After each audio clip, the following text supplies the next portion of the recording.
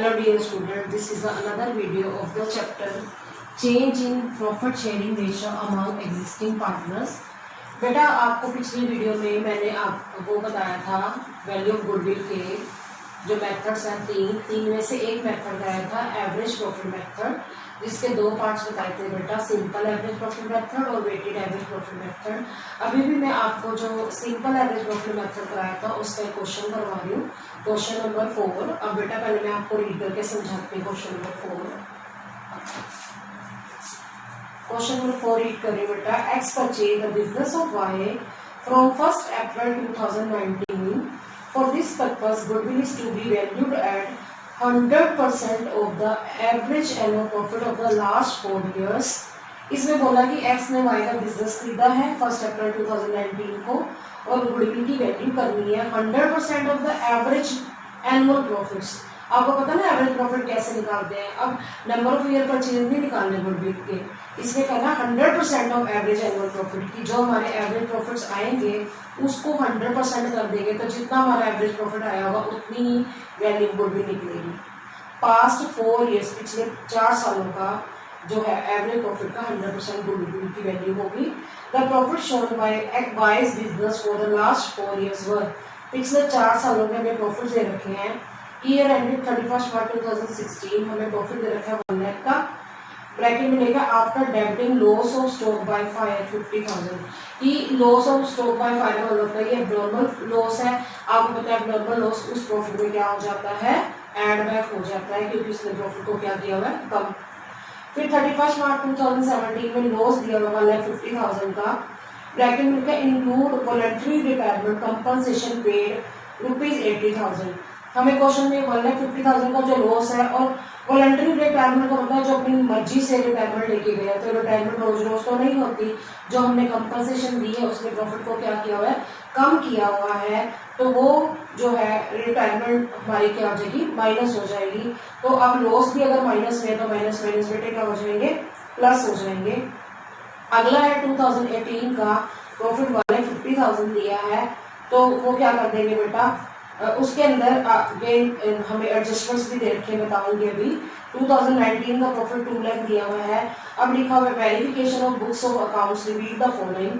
Number 1, during the year ended 31 March 2017 a machinery got destroyed in an accident and 60,000 was written off as loss in profit and loss account, कि हमारी machinery का accident होने की वजह से loss हमारा show हो रहा है प्रॉफिट एंड लॉस अकाउंट में। इट मींस इस लॉस ने हमारे प्रॉफिट को क्या कर दिया होगा, कम कर दिया होगा। तो ये नॉर्मल लॉस है, ये 2017 का जो प्रॉफिट होगा उसमें क्या हो जाएगा, ऐड बैक कर देंगे, इसको हम एब्नॉर्मल लॉस भी कहते हैं।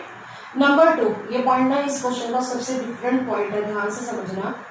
On 1st July 2017, 2 computers costing 40,000 each were purchased and were debited to traveling expenses account।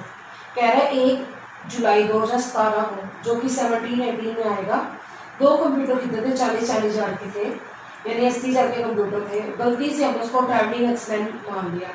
इसका मतलब कि एक्चुअल में कंप्यूटर खरीदना हमारा कैपिटल एक्सपेंडिचर है, जबकि ट्रैवलिंग एक्सपेंसेस को मान लिया तो वो कौन सा एक्सपेंडिचर है, रेवेन्यू एक्सपेंडिचर है। On which depreciation is to be charged 10% per annum on straight line method। बेटा जब हम कंप्यूटर खरीदेंगे उसके ऊपर क्या लगेगा, डेप्रिसिएशन तो लगेगा। तो कंप्यूटर का जो पॉइंट है, जो 40,000 है, वो क्या हो जाएंगे, प्रॉफिट में ऐड हो जाएंगे। पहले तो कौन से प्रॉफिट में होंगे, 2017-18 वाला, और उस पर जो डेप्रिसिएशन लगेगा वो क्या हो जाएगा, माइनस हो जाएगा। और डेप्रिसिएशन कब तक लगेगा, 31 मार्च 2018 तक लगेगा, जो पहले फर्स्ट ईयर की बात कर रही हूँ। 1 जुलाई 2017 से 18 तक वो कितने मंथ होगा, 9 का। कैसे, जुलाई का, सितंबर, अक्टूबर, नवंबर, दिसंबर, जनवरी, फरवरी, मार्च, तो 9 मंथ का हम क्या लगाएंगे बेटा, डेप्रिसिएशन। ठीक है।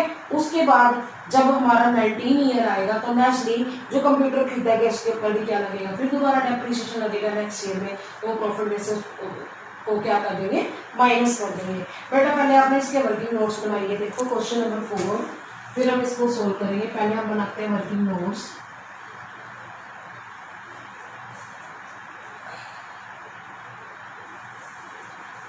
हमें बेटा क्या दे रखा है, सबसे पहले कंप्यूटर खरीदा 2 कंप्यूटर्स, उसकी वैल्यू कितनी हो जाएगी, 40,000 इंटू 2,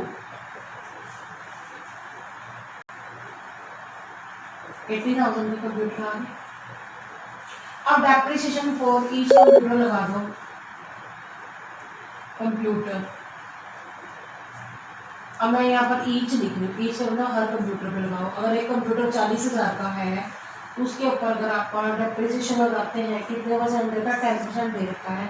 9 मंथ का पहले तो बताती हूँ क्यों लगा, क्योंकि हमने खरीदा था बेटा 1 जुलाई को, जुलाई, अगस्त, सितंबर, अक्टूबर, नवंबर, दिसंबर, जनवरी, फरवरी, मार्च, तो 9 मंथ्स का लगा के देखिए तो कितना आएगा, 3,000 लगेगा। तो अगर हम डेप्रिसिएशन लिखे ऑन कंप्यूटर्स, 2 कंप्यूटर्स के ऊपर कितना लग जाएगा, 3,000 इंटू 6 कितना लग जाएगा, 6,000 रुपये लग जाएगा। तो डेप्रिसिएशन तो हमें क्या करना पड़ेगा, प्रॉफिट में से माइनस करना पड़ेगा। क्यों माइनस करना पड़ेगा, क्योंकि एक्चुअल में डेप्रिसिएशन हमारा नॉर्मल एक्सपेंडिचर है, रेवेन्यू एक्सपेंडिचर है। और जो कंप्यूटर जो खरीदा वो गलती से वो हमारा उसने क्या कर दिया, प्रॉफिट को कम कर दिया, तो हमें क्या करना पड़ेगा बेटा, ऐड बैक करना पड़ेगा। 80,000 यानी कि हम ऐड करेंगे और 6,000 क्या करेंगे, माइनस करेंगे। कौन से ईयर में, देखो हमने कंप्यूटर 1 जुलाई 2017 को खरीदा, तो कंप्यूटर की जो वैल्यू है कब तक जाएगी, 31 मार्च 2018 तक जाएगी। तो हमारा अकाउंटिंग ईयर 17-18 आएगा, जिसमें 80,000 को हम प्लस करेंगे, 2 कंप्यूटर है 40,000 के, और माइनस करेंगे 6,000 मीन्स 3,000 माइनस कर देंगे। क्यों, क्योंकि ये हमारा रेवेन्यू एक्सपेंडिचर है, ये हमारा कैपिटल एक्सपेंडिचर है। ये कैपिटल एक्सपेंडिचर को हमने रेवेन्यू एक्सपेंडिचर मान लिया, तो हमें 80,000 को प्लस करना और 6,000 को क्या करना है, माइनस करना है। और सेम जो है अब हमारा 2019 आ जाएगा, ये तो बेटा 18 का था। अब जब 2019 आ जाएगा, फिर दोबारा हमें क्या लगाना पड़ेगा, डेप्रिसिएशन लगाना पड़ेगा ऑन कंप्यूटर। अगर हम एक कंप्यूटर की बात करें, एक कंप्यूटर हमारा कितने का था, 40,000 का था ना, उसको 10% लगेगा। अब महीने गिनने की जरूरत नहीं, क्योंकि पूरा साल कंप्यूटर की वैल्यू क्या हुई होगी, डाउन हुई होगी, 4,000 आ जाएगा, है ना। फिर अगर हम करें डेप्रिसिएशन ऑन 2 कंप्यूटर जो है उस पर निकालना है हमें, 2 कंप्यूटर्स, तो कितना आ जाएगा, 4,000 इंटू 2, 8,000। अब जो 8,000 का जो डेप्रिसिएशन लगा होगा, ये 2018-19 वाले प्रॉफिट में से क्या कर देंगे, माइनस कर देंगे। माइनस क्यों किया, क्योंकि हमारा नॉर्मल एक्सपेंडिचर और रेवेन्यू एक्सपेंडिचर है, तो इसको क्या करना पड़ेगा, माइनस। अब बेटा इसका सोल्यूशन देखो, पहले हम कॉलम बनाएंगे ईयर एंडेड, फिर बनेगा प्रॉफिट्स, फिर एडजस्टमेंट्स, फिर प्रॉफिट्स आफ्टर एडजस्टमेंट। अब पहले हमने क्या लिखा, 31 मार्च 2016, 17, 18, 19, ठीक है। फिर हमने वो प्रॉफिट्स लिख दिए, पहले साल हमें 1 लाख का प्रॉफिट दिया हुआ क्वेश्चन में, फिर अगले साल हमें 1,50,000 का लॉस है, और इस ईयर में हमें 1,50,000 का प्रॉफिट दे रखा है, इस ईयर में हमें 2 लाख का प्रॉफिट दे रखा है। अब एडजस्टमेंट मैं धीरे धीरे दोबारा से समझा रही हूँ कि हमें इस साल जो है क्या हो रहा है, 50,000 का एबनॉर्मल लॉस हो रहा है, क्योंकि हमारी गुड्स डिस्ट्रॉय बाय फायर हो गई है। तो एबनॉर्मल लॉस हमारा क्या हो जाता है बेटा, प्लस हो जाता है। क्यों प्लस होता है, क्योंकि इसने हमारे प्रॉफिट को कम कर रखा है, तो प्रॉफिट को बढ़ाने के लिए हम इसको क्या कर देंगे, प्लस कर देंगे। तो 1 लाख में 50,000 प्लस करके कितना आ गया, 1,50,000। अब बात करें यहाँ पर 1,50,000 की, ये हमें लॉस दे रखा है। इस ईयर में 2 एडजस्टमेंट्स हैं, एक तो लिखा हुआ है include voluntary retirement compensation paid 80,000, कि हमने उसको कोई बंदा रिटायर होकर गया है तो उसको 80,000 रुपये दिए हैं, तो ये हमारा एक्सपेंस है। एक्सपेंस ने प्रॉफिट को क्या कर दिया, कम कर दिया है। तो रिटायरमेंट बंदा रोज रोज तो नहीं लेता, कभी कभी लेता है, तो इस रिटायरमेंट का जो एक्सपेंस है उसने हमारे प्रॉफिट को कम कर दिया है। तो प्रॉफिट को बढ़ाने के लिए हमें 80,000 को बेटा क्या करना पड़ेगा, प्लस। एक एडजस्टमेंट में और दे रखा है कि मशीन थी डिस्ट्रॉय बाय एक्सीडेंट हो गई है, तो 60,000 ये प्रॉफिट एंड लॉस से चार्ज किया है, तो इसने हमारे प्रॉफिट को क्या कर दिया है, कम कर दिया। बेटा ये भी हमारा क्या है, नॉर्मल लॉस है, तो नॉर्मल लॉस को प्रॉफिट में क्या कर देंगे, प्लस कर देंगे। 80,000 प्लस 60,000 कितना हो गया, 1,40,000, प्लस में और माइनस में 1,50,000 है, तो 10,000 क्या हो गया बेटा, माइनस में आ गया, ये लॉस हो गया हमारा, ठीक है। उसके बाद हम क्या करेंगे, उसके बाद 31 मार्च 2018 को हमें प्रॉफिट 1,50,000 दिए। इसके पॉइंट को समझना है, क्योंकि लिखा हुआ है कि हमारा 1 जुलाई 2017 को 2 कंप्यूटर खरीदे। अब जो कंप्यूटर खरीदे वो हमारा नॉर्मल एक्सपेंडिचर तो नहीं है ना, वो कौन सा एक्सपेंडिचर है, कैपिटल एक्सपेंडिचर है। वो गलती से हमने ट्रैवलिंग एक्सपेंस मान लिया, तो वो जो 40,000 के 2 कंप्यूटर थे कुल मिला के 80,000 के, उसने हमारे प्रॉफिट को कम कर दिया। तो 80,000 हम प्रॉफिट को बढ़ाने के लिए क्या कर देंगे, ऐड। और उसके ऊपर जो 3-3 हज़ार का डेप्रिसिएशन लगा था ना 9 मंथ का, मैंने अभी वर्किंग नोट में बताया है, वो एक्चुअल में एक्सपेंडिचर है। जब हम कंप्यूटर खरीदेंगे तो उसकी वैल्यू धीरे धीरे क्या होगी, डाउन होगी, तो वो नॉर्मल एक्सपेंडिचर है कंप्यूटर पर डेप्रिसिएशन लगना, तो वो क्या हो जाएगा, माइनस हो जाएगा। तो 80,000 कहाँ से मैं बता देती हूँ। पहले मैंने 2 कंप्यूटर जो है 40 जाके वो ऐड कर दी, क्योंकि उसमें हमारे प्रॉफिट को कम किया हुआ है। फिर जब कंप्यूटर चलाएंगे, यूज़ करेंगे, तो उसकी वियर एंड टीयर होगी, थोड़ा बहुत डेप्रिसिएशन लगेगा 3-3 हज़ार का मैंने 9 मंथ का करके बताया। तो ये तो नॉर्मल एक्सपेंडिचर है, ये क्या हो जाएगा, माइनस। मान लिया 50,000 में 80,000 प्लस करें और 6,000 माइनस करें तो हमारा आ जाता है 2,20,000। ये हमारा प्रॉफिट है। आफ्टर एडजस्टमेंट क्या करिए, इसको नॉर्मल प्रॉफिट भी कह सकते हैं। उसके बाद हम बात करें, हमें 2 लाख का प्रॉफिट दे रखा है। इस ईयर में हमने 8,000 ही क्या माइनस किया है, ये डेप्रिसिएशन माइनस किया है, क्योंकि लिखा हुआ है कंप्यूटर पर डेप्रिसिएशन लगा। अब ये तो है कि पिछले साल कंप्यूटर पर डेप्रिसिएशन लगा, इस पर इस साल लगेगा ही नहीं। अब क्या लगेगा, स्ट्रेट लाइन मेथड आपको पता ही, आपने प्लस वन में किया था, जो ओरिजिनल कॉस्ट है उसके ऊपर लगता है। कंप्यूटर अब 40,000 का 10% लगाओ 4,000 लगेगा, 2 कंप्यूटर तो कितना लगेगा, 8,000। तो ये डेप्रिसिएशन हमारे प्रॉफिट को क्यों, मतलब उसमें से माइनस क्यों है, क्योंकि प्रॉफिट को क्या कर देगा, कम कर देगा। ये हमारा नॉर्मल एक्सपेंडिचर है, इसको क्या करेंगे, 2 लाख में से 8,000 माइनस करके 192,000 आते हैं। अब ये बेटा तीनों आइटम्स प्लस वाली और 10,000 माइनस करने वाला, तो आंसर आ गया 5,56,000। अब बात करें एवरेज प्रॉफिट का फार्मूला क्या आता है, total profit upon number of years. Total profit हमारे ये निकल के आए हैं 5,56,000 अपॉन कितने ईयर्स है, 1 2 3 4, 4 से हमने डिवाइड किया, आंसर आ गया 1,39,000। वैसे आपको फार्मूला वैल्यू ऑफ गुडविल का पता है, value of goodwill is equal to average profit into number of year purchased.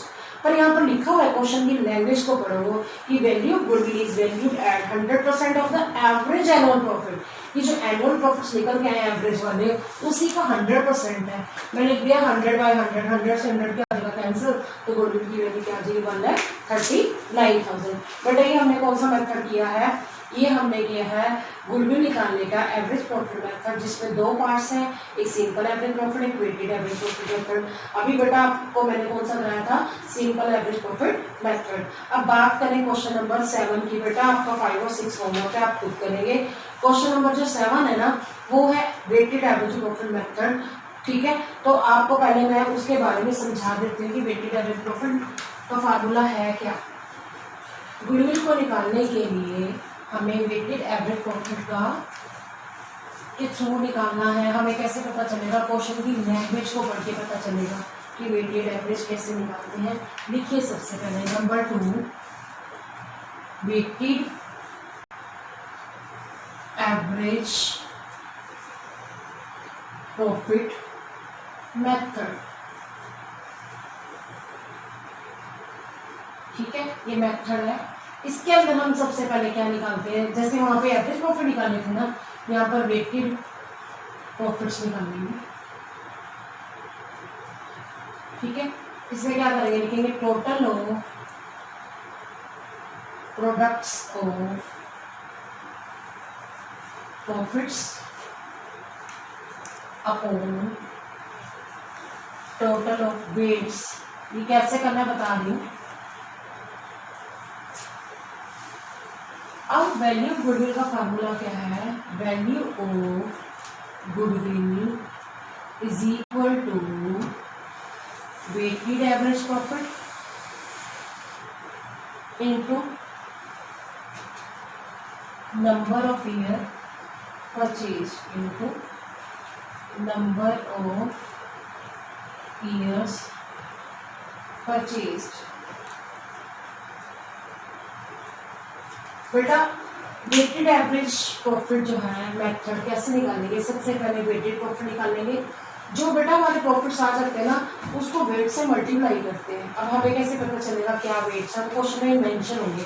पहले हम उसको प्रोडक्ट्स कर लेंगे, मल्टीप्लाई कर लेंगे, तो जो उसका टोटल आएगा उसको कहते हैं total of product of weights upon जितने वेट्स होंगे, जैसे 1 2 3 4 5 है, सबका टोटल किया तो उसको टोटल ऑफ वेट्स कहते हैं। अब वैल्यू ऑफ गुडविल कैसे निकालेंगे, ये जो हमारा निकल के आया weighted average profit into number of year purchase हमें क्वेश्चन में दिया होगा। अब बेटा मैं आपको क्वेश्चन नंबर 7 करा रही हूँ, आपको समझ आ जाएगा। देखिए क्वेश्चन रीड कर रही हूँ। The profit earn by a firm during the last 4 years were as follows. 2013 का दे रखा है 80,000 का प्रॉफिट, 14 का 1 लाख का प्रॉफिट, 15 का 1,10,000, 16 का 1,50,000। Calculate the value of goodwill on the basis of 3 year, underline करना है इस पॉइंट को, 3 ईयर परचेज ऑफ, मतलब यहाँ पे नंबर ऑफ ईयर परचेज 3 दे रखे हैं। Weights are to be used 1, 2, 3, 4 respectively to the profit for 2013, 14, 15 and 16. हमें बेटा इस क्वेश्चन के अंदर वेटेड एवरेज प्रॉफिट मेथड से क्या निकालना है, वैल्यू ऑफ गुडविल निकालनी है। तो आप इसका सोल्यूशन देखिए बेटा, क्वेश्चन नंबर 7 है आपकी बुक का। तो देखिए पहले आप क्या करेंगे, कॉलम्स बनाएंगे। पहले आप बनाएंगे ईयर एंडेड, ठीक है। उसके बाद आप क्या बनाएंगे, प्रॉफिट्स जो हमें दिए हुए तो क्वेश्चन में प्रॉफिट्स भी हो सकते हैं, लॉस भी, पर इसमें प्रॉफिट्स ही दे रखे हैं। उसके बाद हमारा बनेगा वेट्स का, फिर प्रोडक्ट्स, ठीक है। इसको हम प्रोडक्ट्स ऑफ प्रॉफिट्स भी कह सकते हैं, प्रॉफिट्स। अब हम क्या करेंगे बेटा, इसके अंदर हमें जो क्वेश्चन में दे रखा है, इसके अंदर हमें जो दे रखा 2013, फिर 2013, फिर 14, 15, 16, ठीक है। फिर हम इसमें क्या लिखेंगे, 80,000 का प्रॉफिट दे रखा है। अब हमने क्या रखा, 1 लाख का प्रॉफिट दे रखा है। यहाँ रुपीज़ लिख लेते हैं तीनों कॉलम्स में, वेट्स में भी और प्रोडक्ट्स में। 1 लाख, फिर 1,10,000, ठीक है। उसके बाद हमें 1,50,000 का प्रॉफिट दे रखा है, ठीक है। अब हमें क्वेश्चन के अंदर एक बार चेक करना है कि हमें क्या दे रखा है।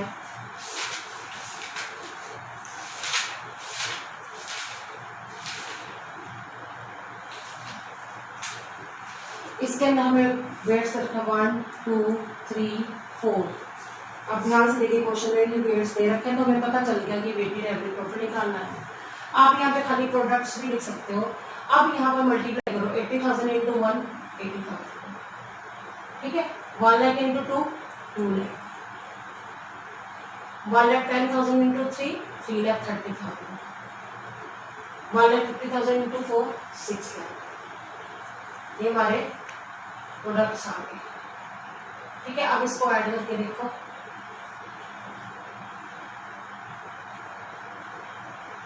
आ गया, ठीक है। अब वेट्स का टोटल करो, 10 आ गया, ठीक है। अब आपको वेटेड एवरेज प्रॉफिट का फार्मूला पता है, weighted average profits is equal to, आपको फार्मूला पता है ना, is equal to total of products of profits upon total of weights. तो मैं फार्मूला नहीं लिख रही, डायरेक्टली कर रही हूँ। 1,20,000 अपॉन 10, तो कितना आ गया रुपीज़, 1 लाख। 0 से 0 कैंसिल हो गई। अब आ गया 1,21,000। अब गुडविल की वैल्यू निकालने के लिए फार्मूला होता है, value of goodwill is equal to weighted average profit into number of year purchase. अब देखो हमें नंबर ऑफ ईयर परचेज कितना दे रखा है क्वेश्चन में।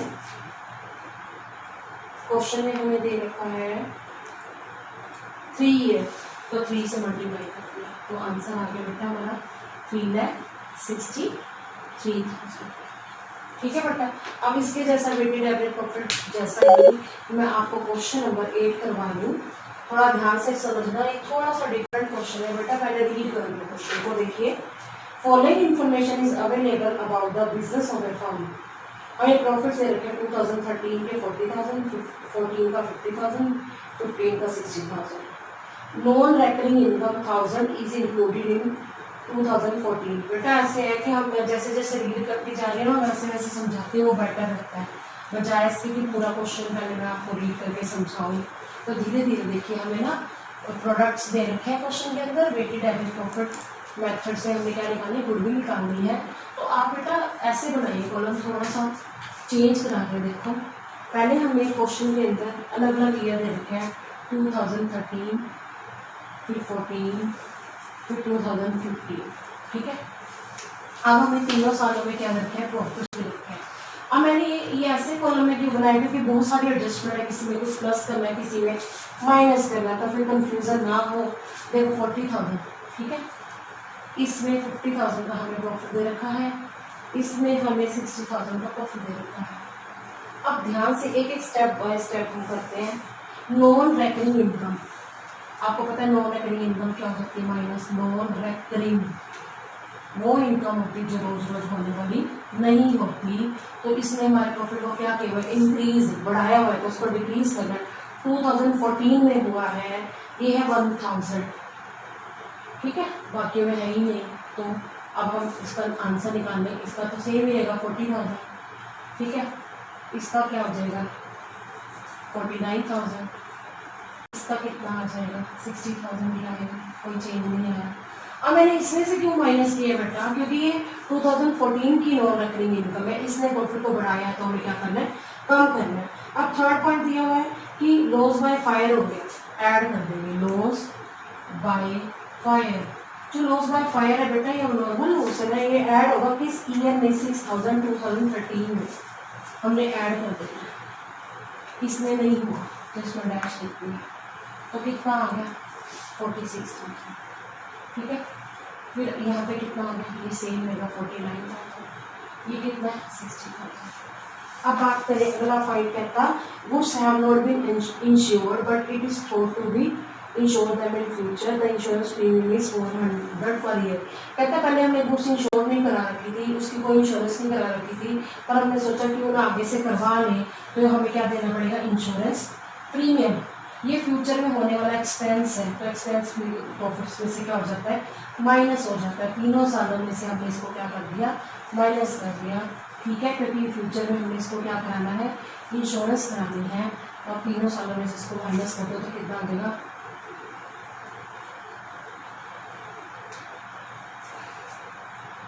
ठीक है बेटा। अब उसके बाद आगे देखो, आगे लिखा हुआ है reasonable remuneration of the proprietor of the business is 6,000 per year but it has not been taken into account for calculation of about profits. कि हमने ना पार्टनर्स को रेमुनरेशन देनी है, वो हमने अभी माइनस नहीं की, तो रेमुनरेशन को हम क्या कर देंगे, माइनस कर देंगे। सभी ईयर्स में से कितनी है 6,000, 6,000 हम क्या कर देंगे, तीनों में से माइनस कर देंगे, क्योंकि हमने अपने पार्टनर को देनी है, ठीक है, तो माइनस कर देते हैं। इसका आ गया,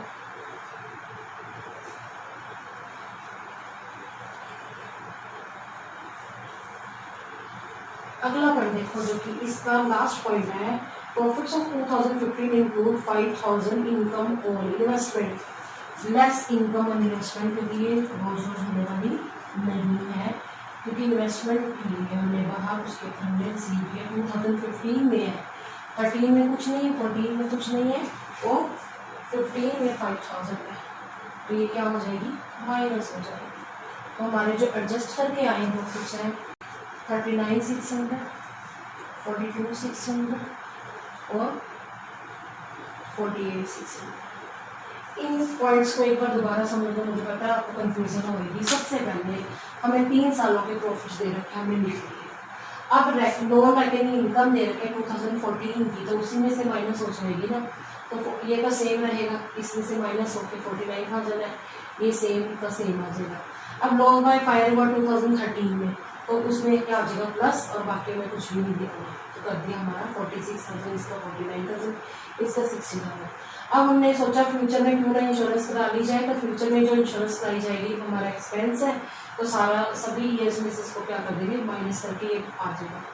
उसके बाद हमने अपने पार्टनर्स को रेमुनरेशन दी, जैसे सैलरी दी है क्योंकि वो काम कर रहे हैं, तो सभी ईयर्स में से वो क्या हो जाएगी बेटा, माइनस हो जाएगी, माइनस होकर हमारा ये आ गया। उसके बाद इनकम और इन्वेस्टमेंट हुई 2015 में, बाकी हमने डैश लिख दिया और फिर ये क्या कर दिया 5,000 माइनस कर दिया। अब क्वेश्चन को आगे रीड करते हैं। Goodwill is agree to be valued at 2 year purchase of weighted average profit of past 3 years, the appropriate weight is to be used are. कहता 2 year number of year purchase दिया हुआ है, पिछले 3 सालों का एवरेज लेना है।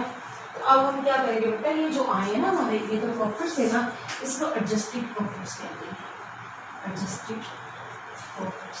एडजस्टेड कहना बेटा कोई कुछ प्लस हो कुछ माइनस हो। तो अब हम इसको क्या करेंगे, अब हम इस तरीके से लिखेंगे। अब हम बेटा इस यहाँ पे लिखेंगे ईयर एंडेड 31 मार्च 2013, फिर 31 मार्च 2014, फिर 31 मार्च 2015। ठीक है, अब हम इसको क्या कर लेते हैं, मैंने लास्ट वाला इसलिए निकाल किया क्योंकि वो मैंने नोट करना है, इसको देख देख के। अब यहाँ पर मैं लिख रही हूँ एडजस्टेड प्रॉफिट्स, जो भी हमने आंसर निकाला है adjusted profits is equal to, ये आया 39,600, दूसरा आया हमारे पास 42,600, तीसरा हमारे पास आया 48,600।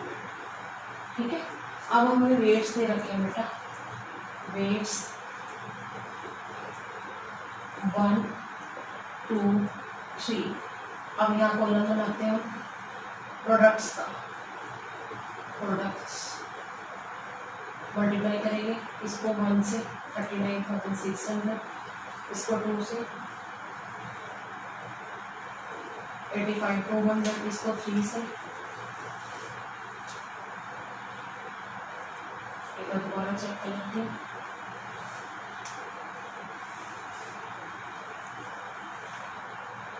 ठीक है, अब इसको मैं टोटल रखती हूँ, एक मिनट बताती हूँ कितना आएगा।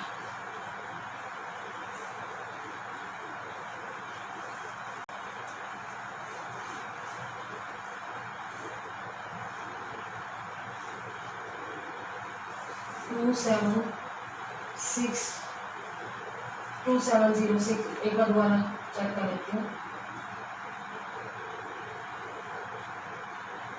ठीक है बेटा, अब हम निकालते हैं वेट्स का टोटल कितना है 6। अब हम निकालते हैं वेटेड एवरेज प्रॉफिट्स। आपको फार्मूला पता है, टोटल ऑफ प्रोडक्ट्स और profits upon total of weights. Weights हमारे 6 है। ठीक है, एक मिनट बता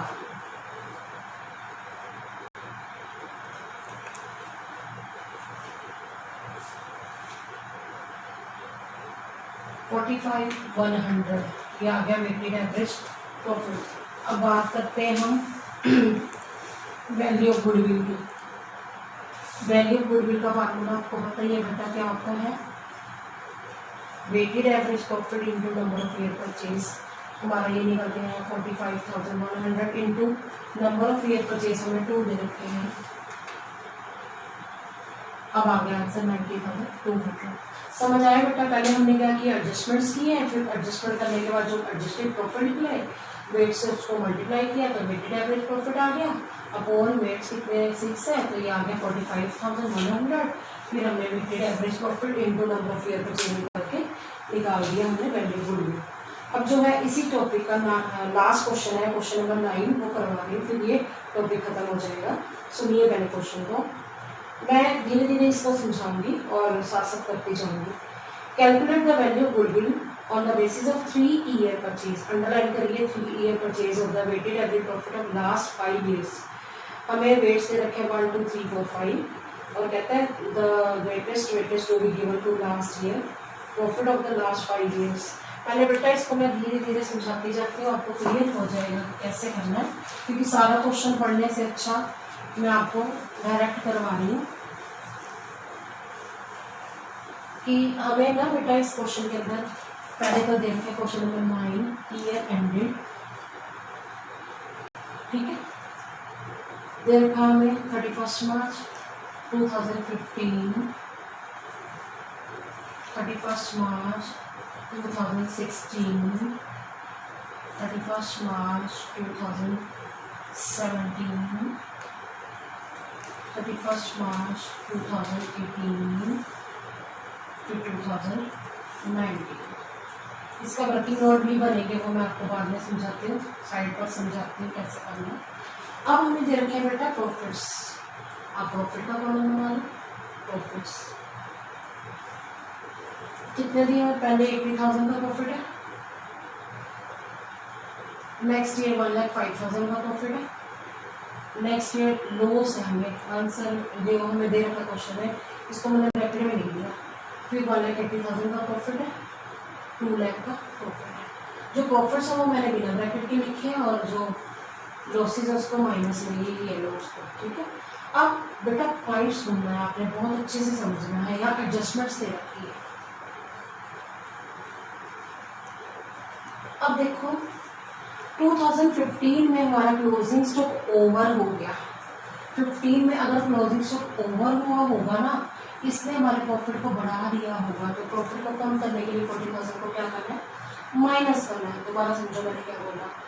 जो हमारा 2015 है क्लोजिंग स्टॉक, आपको पता है कहाँ था, ट्रेडिंग ही क्रेडिट में। जब क्लोजिंग स्टॉक ज़्यादा निकल गया तो प्रॉफिट बढ़ गया होगा, प्रॉफिट को कम करने के लिए 40,000 को क्या करना पड़ेगा, माइनस। अब आप सोचो जो पिछले साल का क्लोजिंग स्टॉक था वो अगले साल का क्या होगा, ओपनिंग होगा ना। तो ओपनिंग अगर हम कम लिख देते हैं, उसने प्रॉफिट को क्या कर दिया है, प्रॉफिट को अगर ओपनिंग स्टॉक हमने कम लिखा, सॉरी ओवर लिख दिया, ओवर कम करते ज़्यादा लिख दिया, तो उसने हमारे प्रॉफिट को क्या कर दिया बेटा, उसने माइनस कर दिया होगा। तो हमें क्या करना पड़ेगा, ऐड बैक करना पड़ेगा। बेटा जब हम ओपनिंग स्टॉक ज़्यादा लिखते हैं ना, खर्चा ज़्यादा लिख दिया तो प्रॉफिट कम हो गया होगा, तो प्रॉफिट को बढ़ाने के लिए 40,000 को क्या करना है, प्लस। दोबारा सुनो, क्लोजिंग स्टॉक ओवर है तो उसने बढ़ाया प्रॉफिट को, उसको कम करने के लिए माइनस करेंगे। ओपनिंग स्टॉक ओवर हो गया तो उसने हमारा जो प्रॉफिट है उसको कम कर दिया, तो हमें बढ़ाने के लिए 40,000 को क्या करना है, प्लस करना है। आगे सुनो, 2016 में हमारा एब्नॉर्मल लॉस था। 2016 में ही हमारा एब्नॉर्मल लॉस है। एब्नॉर्मल लॉस आपको पता ही क्या हो जाता है, प्लस हो जाता है। समझ आ गया, एब्नॉर्मल लॉस प्लस होता है। अब जो है 17 में हमारे पास एब्नॉर्मल गेन है, तो गेन बेटा क्या हो जाता है, माइनस हो जाता है। यहाँ ब्रैकेट लिख दो या माइनस लिख दो, कोई फर्क नहीं पड़ता। अब बात करें जो इम्पोर्टेंट है, यहाँ ना मैं आपको पहले वर्किंग नोट्स समझाई देती हूँ, अदरवाइज आपको कंफ्यूजन रहेगी। वर्किंग नोट्स ये पॉइंट है जो इसके इम्पोर्टेंट है। देखो उन्होंने कहा कि क्लोजिंग स्टॉक और वैल्यू हो गया 31 मार्च 2015 का, ये मैंने दोनों पॉइंट समझा दी। क्लोजिंग स्टॉक ओवर है तो ओपनिंग अपने आप ही ओवर हो गया।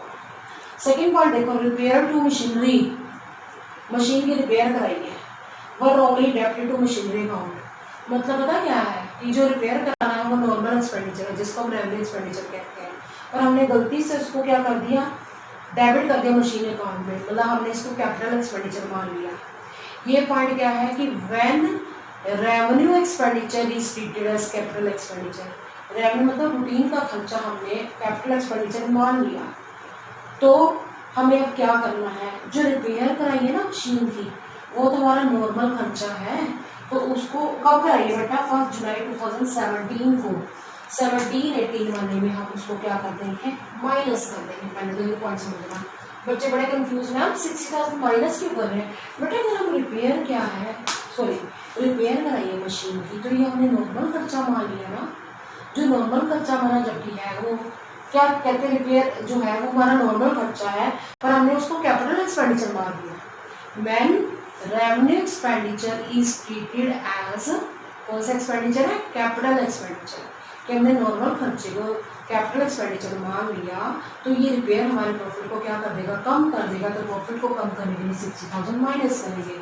तो जहाँ बेटा आपने माइनस वाली आइटम लिखी थी ना, जब मैंने आपको इसकी एड आइटम्स और माइनस आइटम लिखवाई थी, तो माइनस आइटम में ये पॉइंट जरूर लिख लेना कि लेस में कि when revenue expenditure is treated as capital expenditure. दोबारा बोल रही हूँ, when revenue expenditure is treated as capital expenditure, तो इसको हम क्या करते हैं, माइनस। क्यों, क्योंकि जब नॉर्मल रिपेयर करा रहे हैं तो वो प्रॉफिट एंड लॉस अकाउंट से ही जाती है ना, तो उसको क्या करना चाहिए, माइनस। पर आगे गलती क्या करी, डेप्रिसिएशन लगा दिया 20%, ये तो गलत हो गया। क्यों गलत हो गया, डेप्रिसिएशन का मतलब ही नहीं है, ये तो रिपेयर कराई है। हमने जब मान ही ये लिया कि मशीन खरीदी है, तो मशीन पर हमने क्या कर दिया, डेप्रिसिएशन लगाया। आप देखो गलती देखो जरा, डेप्रिसिएशन जो लगाया ना, हमारी मशीन 60,000 की थी, ठीक है। ये बात कर रही हूँ मैं आपकी 2018 की, 17-18 की बात कर रही हूँ।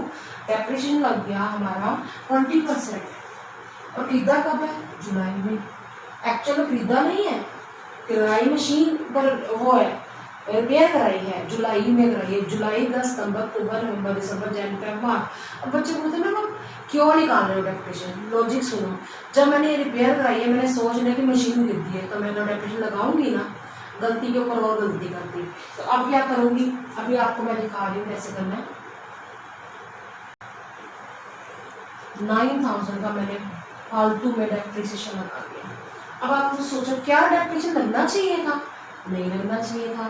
तो डेप्रिसिएशन को क्या कर दूंगी मैं, ऐड बैक कर दूंगी इसी में 9000 में। जैसे ये इस ईयर का है 9000 ऐड करूंगी। बच्चे कहते हैं मैं ऐसा क्यों किया, पहले सुनो दोबारा से कि मैंने रिपेयर कराई है, रिपेयर कराई तो मेरा नॉर्मल खर्चा है ना, वो तो माइनस होना चाहिए।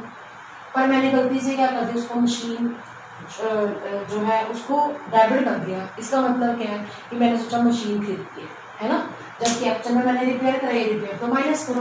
अगर मैंने मशीन खरीदी होगी तो गलती मेरी ये भी होगी कि मैंने मशीन जब खरीदी होगी उससे लेकर 31 माह तक डेप्रिसिएशन लगा दिया होगा। तो वो डेप्रिसिएशन जो लगाया 9000 वो गलत है ना, एक्सपेंडिचर तो बनता ही नहीं था। तो मुझे 9000 को क्या करना पड़ेगा प्लस। अब देखो एक गलती हो, तीसरी गलती देखो 2019 में भी मैंने क्या लगा दिया होगा, डेप्रिसिएशन लगा दिया होगा उसके ऊपर, है ना। अब देखो रिटर्न डाउन वैल्यू आपको पता होगा, जैसे रिटर्न डाउन में क्या होता है, जैसे 60,000 की मशीन है, 9000 उस पर लग गया डेप्रिसिएशन, तो वो कितने की रहेगी 51,000 की। अगले साल मेरी गलती पता क्या हुई होगी, मैंने फिर 20% डेप्रिसिएशन लगा दिया होगा। क्यों, क्योंकि आपको पता है जब एक बार डेप्रिसिएशन लगना शुरू हो जाता है तो अगले सालों में लिखता जाता है। तो पहले साल तो मैंने क्या लिखा, स्ट्रेट लाइन मेथड 20% लगा दिया सीधा 9 महीने का, कि वो 1 जुलाई से 31 मार्च तक। अगले साल मैंने जो उसकी वैल्यू डाउन होकर आई है, क्योंकि यहाँ पर क्वेश्चन में मेंशन है बेटा कि आपने डिमिनिशिंग बैलेंस मेथड लेना है, तो ये माइनस करके जो आया होगा उसके ऊपर मैंने क्या लगा दिया होगा, डेप्रिसिएशन, जो कि गलत है 10,200। तो ये इस साल में क्या हो जाएगा, प्लस हो जाएगा। बच्चे कहते हैं मैडम इस साल क्यों हुआ, क्योंकि इस साल जो है डेप्रिसिएशन जो हमने लगाया वो गलत है, तो हमें ऐड बैक करना पड़ा। तो अगले साल भी तो लगा ही दिया होगा ना डेप्रिसिएशन, तो उसमें भी क्या कर देंगे, ऐड बैक कर देंगे। अब ये पॉइंट्स सारे प्लस माइनस वाले दोबारा सीखो, उसके बाद जो है मैं आपको फिर इसको कंप्लीट कराती हूँ। दोबारा सुनो, 80,000 का प्रॉफिट था, 40,000 का हमारा क्लोजिंग स्टॉक ज़्यादा लिखा गया। जब ज़्यादा लिख दिया तो प्रॉफिट भी क्या हो गया बेटा, ज़्यादा। तो इसको कम करने के लिए क्या करना पड़ेगा, माइनस। यही 40,000 अगले साल का ओपनिंग स्टॉक है, जब ओपनिंग ज़्यादा लिख देते हैं तो प्रॉफिट क्या हो जाता है, कम। तो बढ़ाने के लिए हमें क्या करना है, प्लस। आगे क्या 41,500 हमें क्वेश्चन में ऑलरेडी दिया हुआ है एब्नॉर्मल लॉस, वो प्लस होगा, और एब्नॉर्मल जो गेन है वो क्या हो जाता है, माइनस हो जाता है। अब यहाँ पे हमारी गलती क्या है, हमने रिपेयर कराई है मशीन की बेटा, तो रिपेयर तो हमारा नॉर्मल एक्सपेंडिचर है, माइनस कर दो। पर हमने गलती से मशीन समझ के उसके ऊपर डेप्रिसिएशन लगा दिया 9 महीने का, तो डेप्रिसिएशन लगाना नहीं चाहिए, तो वो 9,000 क्या हो जाएगा, प्लस। अब गलती देखो जरा, अगर हमने डेप्रिसिएशन लगा दिया बेटा तो वो अगले साल भी तो लगाया होगा, लेकिन रिटर्न डाउन वैल्यू मैथड दिया हुआ है, तो रिटर्न डाउन निकाल के आया 51,000, उसका हमने 20% किया 10,200, उसमें हमने क्या कर दिया, ऐड। अब आपको बताती है profits after adjustment, short form में लिखने, प्रॉफिट आफ्टर एडजस्टमेंट्स। ठीक है बेटा, 80,000 में से 40,000 दिए बेटा, कितना होता है 42। ठीक है, अब इसमें हम क्या करेंगे, 40 एक मिनट प्लस करके रखते हैं, 1,05,000 में अगर हम ऐड करते हैं तो क्या निकलेगा, 1,86,500, 1,86,500। ये 40,000 प्लस किया है और ये 41,000 भी प्लस किया है। अब माइनस माइनस क्या हो जाएगा, प्लस हो जाएगा 60,000। अब इसके बाद आप देखो इसमें हम क्या करेंगे, 1,80,000 में 60 के 120, 129 आ जाएगा। ठीक है बेटा, उसके बाद ये आ जाएगा 210, 200। क्लियर हो गया। अब हमें क्वेश्चन में बेटा क्या दे रखे हैं, वेट्स दे रखे हैं, तो यहाँ वेट्स लिख लेते हैं। ठीक है, कितने, 1 2 3 4 5। अब मैं यहाँ पे कॉलम बना रही हूँ प्रोडक्ट्स, 40,000 इंटू 1 40,000। अब इसको मैं मल्टीप्लाई करके दिखाती हूँ।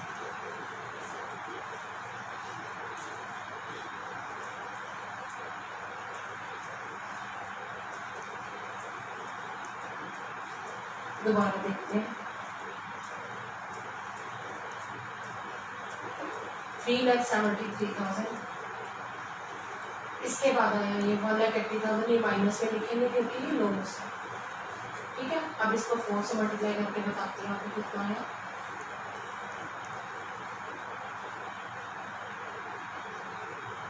5,16,000, इसको करके बनाते हैं, तो इससे मल्टीप्लाई करेंगे,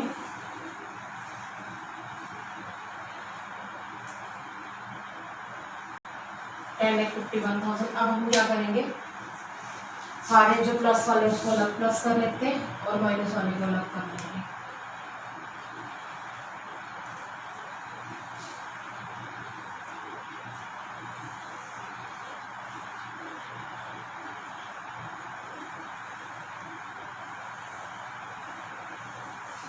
इसका टोटल आ गया बेटा 19,80,000। उसमें से अगर हम 1,80,000 माइनस कर देते हैं, 18 लाख आ गया। माइनस इसलिए क्या, क्योंकि आपको पता चल ही रहा है लॉस है, तो 18 लाख। अगर हम इसका टोटल करें 15 आ गया। तो आपको बेटा पता है ना वेटेड एवरेज प्रॉफिट का फार्मूला क्या होता है, weighted average profit is equal to total of products और profits upon total of weights. तो मैं फार्मूला नहीं लिख रही, मैंने बता दिया आपको, weighted average profit is equal to 18 lakh upon 15, ठीक है, ये आ गया 1,20,000। अब हमें क्वेश्चन में वैल्यू ऑफ गुडविल निकालने को कहा है। वैल्यू ऑफ गुडविल का फार्मूला आपको आता ही है, weighted average profit into number of year purchase. Number of year purchase बेटा क्वेश्चन के अंदर हमने दे रखे हैं 3 नंबर ऑफ ईयर परचेज है, तो 3 से मल्टीप्लाई करके हमारा आंसर आ गया 3,60,000। बेटा इस वीडियो में आपने क्या सीखा है, आपने एक तो क्वेश्चन किया था सिंपल एवरेज प्रॉफिट मेथड का, और बाकी क्वेश्चन नंबर 4 था वो, और क्वेश्चन नंबर 7, 8, 9 का वो वेटेड एवरेज प्रॉफिट मेथड था। तो बेटा आपने गुडविल का अभी एक ही मेथड सीखा है, जिसको हम क्या कहते हैं, एवरेज प्रॉफिट मेथड। वो 2 तरह का होता है, एक सिंपल एवरेज प्रॉफिट मेथड और एक होता है weighted average profit method. So student, I hope you understood the topic well. Stay tuned with me in the next video. Thanks for watching.